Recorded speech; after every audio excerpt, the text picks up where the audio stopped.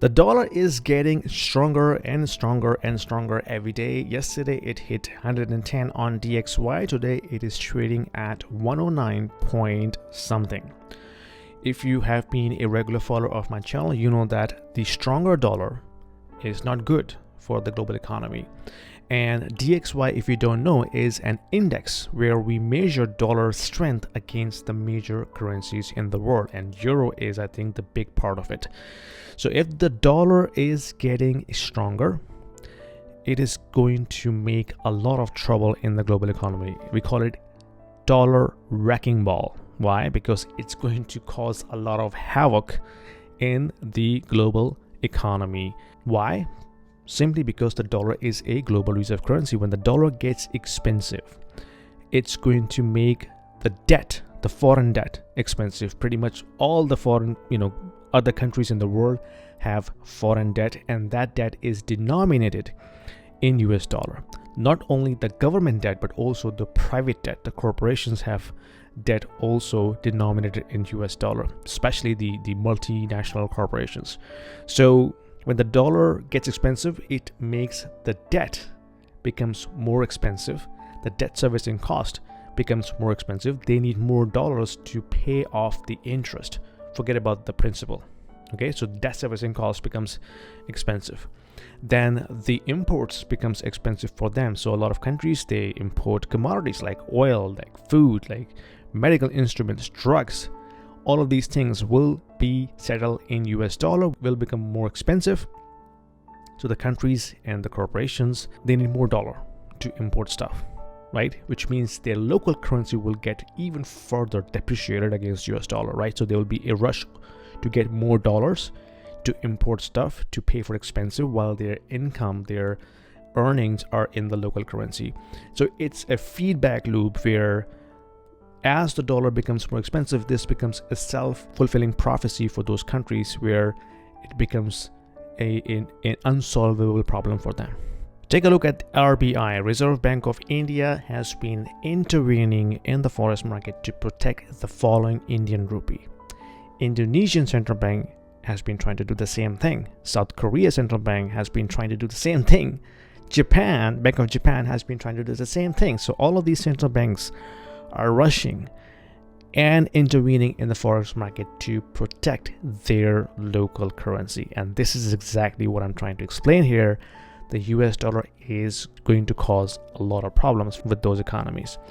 Now, you would think that these central banks are in control, but in reality, they are not. As Japan, like Bank of Japan, has burned billions of dollars from their foreign reserve to protect falling Japanese yen. What happened? It never worked.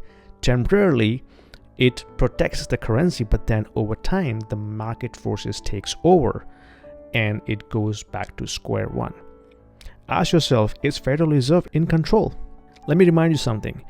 In September 2024, Federal Reserve started cutting rates. Okay, so they cut about 100 basis point in 2024. Started with a jumbo 50 basis point rate cut, then 25 basis point, and then another 25 basis point. So in the span of 4 months, they have cut 100 basis point interest rate cut. How did the treasury market perform? It actually went up, not down, and by 100 basis points. Look at the 2-year treasury yield, went up by 100 basis point. Look at the 10-year treasury yield, went up by 100 basis point. So ask yourself, is Federal Reserve really in control in terms of managing the interest rate? That's BS, guys. Okay, so you have seen the market forces. They control the interest rate. They control the bond market, not the Federal Reserve. They can pretend that they are in control, but in reality, they are not. They're just actors on the screen trying to manipulate the market moves. But in reality, market forces makes the moves. When it comes to investing, staying informed is everything. That's why I've been diving into Momo. It's got some tools that are pretty useful for navigating today's market. For example, Momo gives you free access to real-time level 2 market data, advanced charting tools, and professional grade research. the kind of stuff that you usually pay extra for on another platforms like QuestTrade. And let's not forget the low FX fees. If you are trading in the US stocks, like myself, I don't trade TSX. Those savings can really add up over time. Pair that with the insight that you're getting, it's a game changer for making informed decisions. Plus, while you're waiting for the right market moves, your idle cash earns a solid 6% annual return through their cash plus feature. That's a nice bonus. So whether you're trading actively or just keeping an eye on the market trends, Momo is definitely worth a closer look. So you can start investing today by clicking on my referral link, which will give you $50 free credit to start with. Thank you, Momo, for sponsoring this video. Nothing from this content should be deemed as a financial advice. Please consider all the risks associated with the investing. Terms and conditions apply. Okay. Now, what will happen as a result of that? Well, this will impact the cash flow, the balance sheet of those countries and corporations in those economies. This will also squeeze the liquidity flowing in the global financial markets. If the global liquidity is going to be impacted because of the stronger US dollar, eventually it's going to hit home, i.e. the US financial markets, stock markets, crypto markets, bond market. Okay, so right now we have not seen any major impact on the US equity markets, but this is an early sign. If the dollar continues to go stronger, right now it's 109, 110. If it goes 112, 130, 140, 120, then definitely it's going to pull a floor out of the financial markets, because then the liquidity is not going to be there. So everybody's just trying to panic and then service the debt and trying to get more dollars at their hands to service the debt and pay for the imports. Okay, so what does it mean for Canada? Well, as of now, Canadian dollar is already going through very difficult times. It has been dropping like a rock against USD. But the oil price is also climbing. This is something that I talked about in my previous video, that gold, oil prices, and dollar are all climbing at the same time. So if the oil price goes up, it's a good sign for Canadian economy, because then it will support the Canadian dollar. Because if the dollar gets expensive, yes, our imports will be expensive, but it will help our exports, i.e. oil, while oil is also getting stronger and expensive in the global market. But the threat from tariffs is going to balance it out. If the tariffs are imported, then of course we will face 25% extra tax on our exports into US. This will make both Canada and US citizens poorer, because the average citizen, the average American, average Canadian has to pay more for the stuff, right? Tariffs are inflationary in nature. It's going to make things more expensive, simply.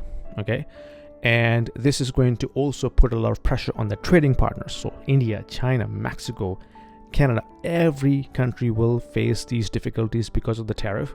And before the tariffs are imposed, the markets are forward-looking. They are looking at these as uncertainties in the market, and they are playing ahead. They are front-running it, which is why we're seeing a lot of volatility in the market, and which is one of the major reasons why the dollar is going crazy.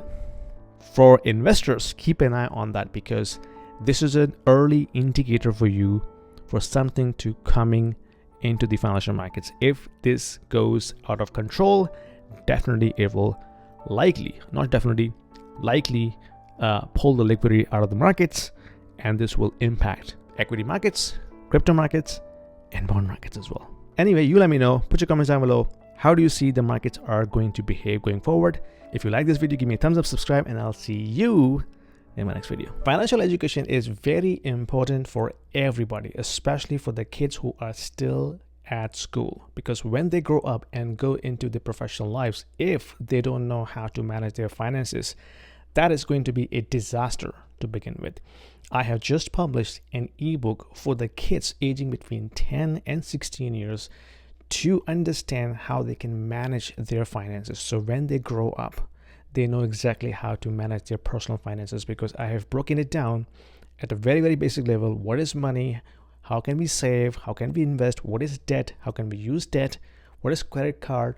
And how we can set ourselves for the financial future when we go into our professional life. So if you are a parent looking for a very simple to use ebook for your kids, click the link below to order the copy for your kids, and let me know what you think about that. Let's get back to the video.